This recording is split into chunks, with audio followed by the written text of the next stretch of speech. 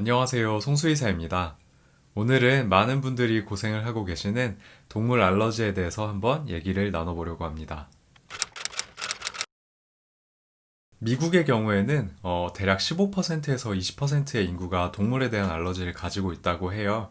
하지만 사람마다 어떤 특정 동물에 대한 알러지가 다 다르기 때문에 내가 고양이 알러지가 있다고 해서 강아지 알러지도 가지고 있을 거야는 아니고, 고양이는 괜찮지만 강아지에 대해서는 알러지가 있거나 강아지는 괜찮지만 고양이에 대해서는 알러지가 있는 그런 분들도 계실 거예요.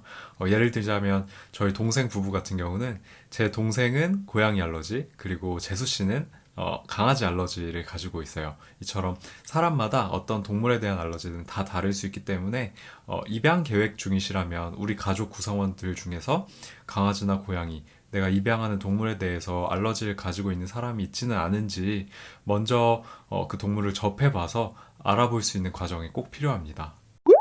저도 사실 알러지성 비염으로 10년 넘게 고생을 하고 있어요. 다행히 학창 시절에는 없었는데 대학생 때 이제 시작되어가지고 고양이랑 진먼지 진드기 알러지로 비염이 되게 심하게 오는 편이거든요. 그래서 어떻게 하면 동물들과 편안하게 살 수 있을지, 환경적으로 혹은 동물을 아니면 나를 어떻게 관리해서 알러지를 조금 줄일 수 있는지 한번 차근차근 알아보겠습니다. 그 전에 동물 알러지에 대해서 조금 알아볼 필요가 있는데요. 알러지라는 것은 어떠한 특정 알러지 원에 대해서 우리가 몸에 과하게 면역 반응을 일으키는 과정이라고 생각하시면 될 것 같아요. 그래서 알러지 원이라고 함은, 많은 분들이 좀 착각하고 계신 게 동물의 털 자체가 알러지를 유발한다고 많이 생각하고 계신데요. 사실은 동물 알러지 원은 대부분 털이 아니라 동물의 소변 아니면 침, 각질과 같이 체표면 아니면 타액에 있는 성분들이 알러지원으로 작용하는 경우가 많아요.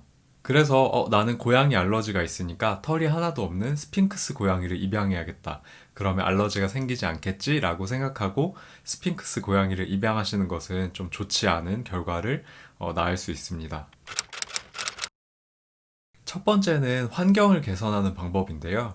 많은 동물 알러지를 가지고 계신 분들은 이미 진먼지 진드기나 아니면 꽃가루, 아니면 곰팡이와 같은 환경적인 요인에 대해서도 알러지를 가지고 계실 거예요. 그래서 이만큼의 알러지 원이 있다면 그 중에서 동물털이 유발하는 부분, 뭐 환경적인 꽃가루나 진먼지 진드기, 아니면 곰팡이와 같은 환경적인 부분이 유발할 수 있는 알러지 원을 차근차근 하나씩 줄여가는 방법인데요. 사실 가장 쉽게 생각할 수 있는 방법은 청소예요. 예를 들어서 내가 고양이나 강아지 알러지가 있다면 고양이의 침이나 강아지의 침, 각질과 같이 먼지로서 떠다닐 수 있는 것들을 미리 제거해 주거나, 방바닥에 굴러다니는 뭐 털이라든지 이러한 알러지 유발 물질들을 청소기를 통해서 제거해 주고 환기를 통해서 많이 없애준다면 우리가 알러지를 유발할 수 있는 알러지원의 농도 자체를 굉장히 많이 줄여줄 수 있거든요. 그래서 헤파 필터가 장착된 청소기나 아니면 공기청정기 같은 그러한 전자제품을 통해서 우리의 환경을 조금 더 깨끗하게 만들어주는 것도 필요하고요. 예를 들어서 침구류 같은 부분은 쉽게 세탁할 수 있는 면류를 사용하시는 게 좋을 것 같고요. 요즘은 기능성 제품들도 많아요. 진먼지 진드기를 좀 줄여주거나 알러지 유발을 조금 줄여주는 침구류들도 있기 때문에 그러한 침구류로 바꿔주시는 것도 한 가지 방법이고요. 그리고 예를 들어서 내가 고양이 알러지가 있다면 급묘 구역을 설정해 두시는 거예요. 우리가 조금 가장 휴식을 취할 때 가장 많은 시간을 보내는 곳이 침실이잖아요. 그래서 침실 방문 같은 경우는 방묘창을 만들어서 사람만 드나들고 고양이들은 조금 들어오지 못하게 해주시는 것도 굉장히 큰 대안책이 될 수 있어요. 저 같은 경우는 사실 침실은 그냥 공유하는데, 옷방 같은 경우는 급묘 구역으로 설정해서 고양이들이 들어가서 옷에 부비거나 하지 못하게 조금 거리를 두고 있거든요. 이러한 방법도 한 가지 방법이 될 수 있어요. 그리고 이번에는 동물을 어떻게 관리해야 우리의 알러지가 조금 줄어들까를 생각해 볼 건데요. 예를 들어서 강아지나 고양이가 피부 질환을 가지고 있는 경우는 각질이 굉장히 많이 떨어질 거예요. 그래서 항상 강아지나 고양이의 건강 상태, 특히 피부 건강 상태를 건강하게 유지해 주시는 게 필요하기 때문에 주기적으로 병원 방문을 통해서 피부의 건강 상태가 어떠한지, 어떻게 치료를 해줘야 될지 항상 주기적인 체크를 꼭 받아보시는 게 좋을 것 같아요. 그리고 고양이처럼 털 빠짐이 많은 동물 같은 경우는 거기 털에 묻어있는 침이라든지 각질들로 알러지를 유발하는 경우가 굉장히 많기 때문에 주기적으로 빗질을 통해서 죽은 털들을 미리 제거해주면 우리가 이제 얼굴에 털이 붙는다든지 숨 쉴 때 각질이나 아니면 침 방울들이 들어온다든지 하는 것을 조금 예방할 수 있기 때문에 되도록이면 주기적으로 죽은 털들을 많이 제거해 주시고요.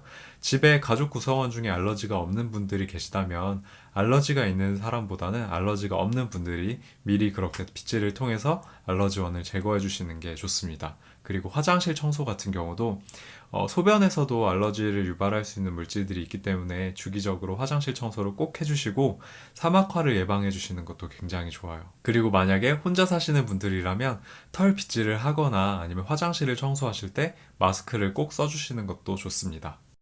그리고 이번에는 보호자 자신이 어떻게 하면 나의 몸을 좀 잘 관리하고 동물과 함께 잘 지낼 수 있는지 한번 알아볼 건데요. 예를 들어서 저 같은 경우는 잠잘 때 혹은 잠에서 깰 때 알러지가 굉장히 심한 편이에요. 그때 고양이들이 주로 저한테 몸을 비비거나 제가 침구류에 얼굴을 부비면서 잘 수 있기 때문에 그럴 때 조금 도움을 주실 수 있는 방법은 침구류를 자주 갈아주시고 그리고 침실에 들어갈 때 침실에서만 입는 옷을 따로 구비하셔서 꼭 환복을 하고 주무시는 건데요. 예를 들어서 제가 거실에서 고양이들과 한참 놀다가 껴안기도 하면 옷에 많이 묻잖아요.